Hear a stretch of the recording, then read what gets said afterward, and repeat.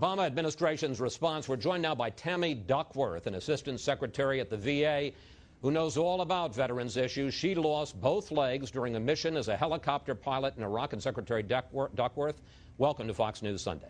Thanks for having me on, Chris. I want to ask you about the worksheet, page 21 in the VA booklet. You're a hero who, despite severe injuries, lives a full life, but you have to get around some of the time in a wheelchair yourself. Do you have any problem with the VA asking elderly veterans whether life is worth living if they live in a nursing home, if they're unable to shake the blues?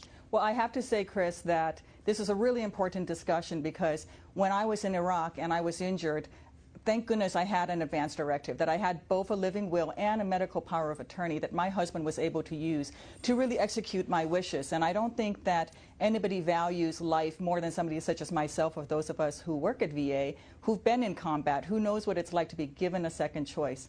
I think that any worksheet that any veteran wants to use that helps him make those decisions in advance for his family members so that they know what your wishes are, that you do want your life prolonged, that you do want to be resuscitated. Those are all important, and VA is very happy for veterans to use any booklet that they would like. This booklet was used throughout the Bush administration under two secretaries, but if veterans want to go out, and we provide it free of charge, and there are many other free of charge booklets that are out there. If they want to go and spend $5 a piece and buy Mr. Towey's book, they're welcome to do that, and that all falls under VA's advance directive policy, which was put into place by President Bush. If I may, Ms. Duckworth, because we have limited time here, sure. Why would a question, I can understand questions about if you're in an irreversible coma, do you want us to pull the plug?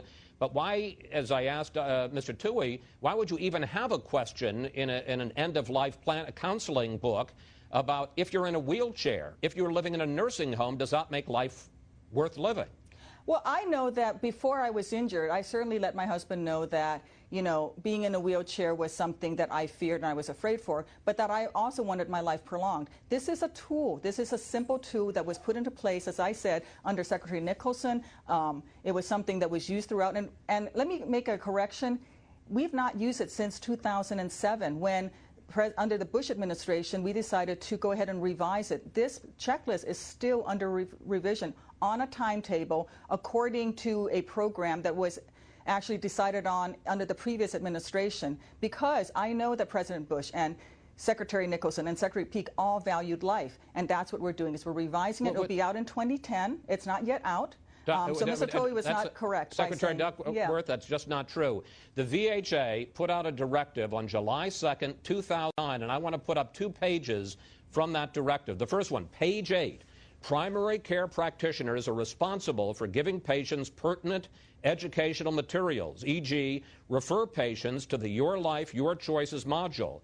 And on page 9 it says if they request more information, patients may be directed to the exercises in Your Life, Your Choices. So as of July 2nd, 2009, last month, more than a month ago, VA health practitioners were told to refer all veterans, not just end-of-life veterans, but all 24 million veterans, to this document, Your Life, Your Choices. Let me make a correction there, Chris. What our practitioners were told is to refer patients to any type of a tool. They can use Mr. Towey's if they want to spend the $5 a piece. VA simply was not willing to buy his booklet at $5 per veteran at the time. This was a decision that was made by the previous administration. It doesn't say give them access to anything. I mean, in the specific VA booklet, it's only about 15 pages long, it specifically refers to this booklet twice.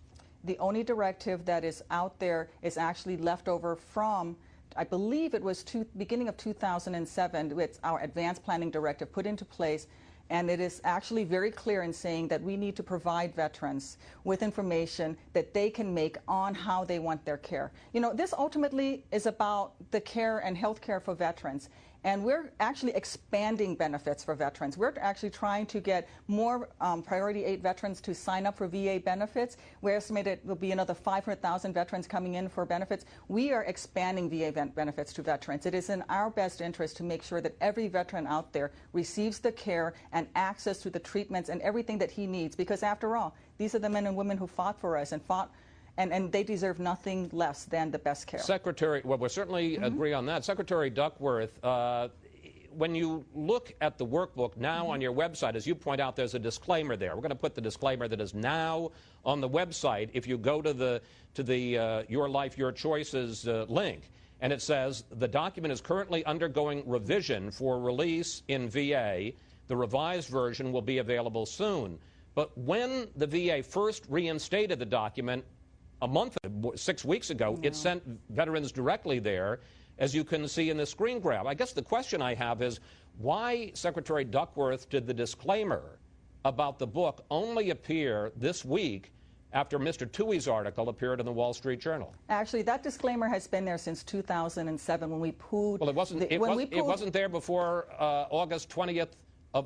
Between July 2nd and August 20th, the disclaimer was not on the website because we checked. Chris, the disclaimer has been at the beginning of the Your Life, Your Choice booklet since 2007, when the Bush administration decided to pull it off and revise it on an established time to schedule. The record doesn't show that. But you can go on the website now. We have many things on our website. They're up there because they receive federal dollars. They're public research grants. We have to keep them on our website. But I will tell you that this booklet has not been in use. It was pulled off the shelves in 2007. We very clearly told all of our medical practitioners not to use it because it was under revision. And this is ultimately, again, let's bring this back to a talk.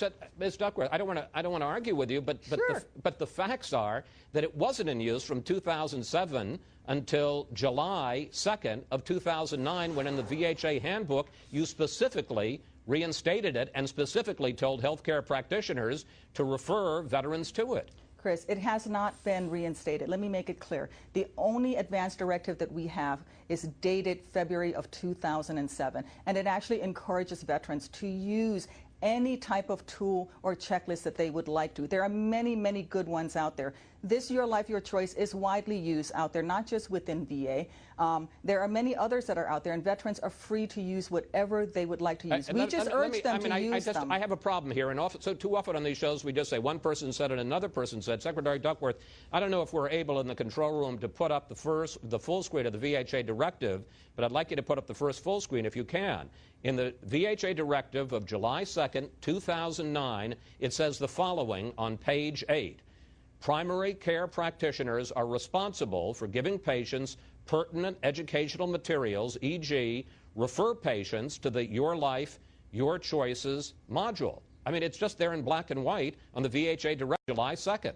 Chris, I'm sorry, I can't see that on the monitor in here. I will tell you that I know for a fact that the only directive signed by Secretary Shinseki, signed by a VA secretary, was actually signed by Secretary Nicholson, and it's dated February of 2007. What you're looking at may not actually be a directive. So since I can't see it, I'd be happy to come back and discuss it with you. But let's talk about what VA is trying to do. We have the largest increase in our budget in over 30 years. We are going to be expanding access to veterans. We are working with the new GI Bill for the 21st century. We are fighting to end homelessness, and we are doing quite a lot for veterans. And I don't think that there's anybody that understands better the importance and value of life than those of us who've worn the uniform and faced combat. I apologize. We're running out of time. I want to ask you one last question. If you feel so strongly about the value of life, although the disclaimer is on there, this document, Your Life, Your Choices, is still on the VA website.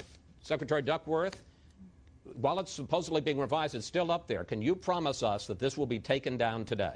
It is still up there with the disclaimer that it's under revision and do not use it. It doesn't say don't use it, but why have it up there at all? Why not just say we're going to take it down?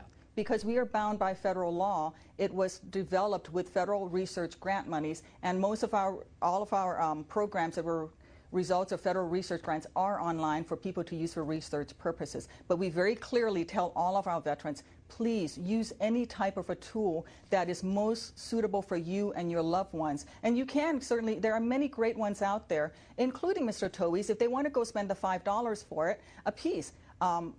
VA makes ours available for free. The checklist that we're actually using is a completely different checklist from this one because this one has been taken off for revision. Well, it hasn't been taken off. It's being revised, but it's still on the website. Secretary Duckworth, we want to thank you. We want to thank you for giving us the VA's response. And we also personally want to thank you for your service to our nation, ma'am. It was my pleasure to be here. Thank you.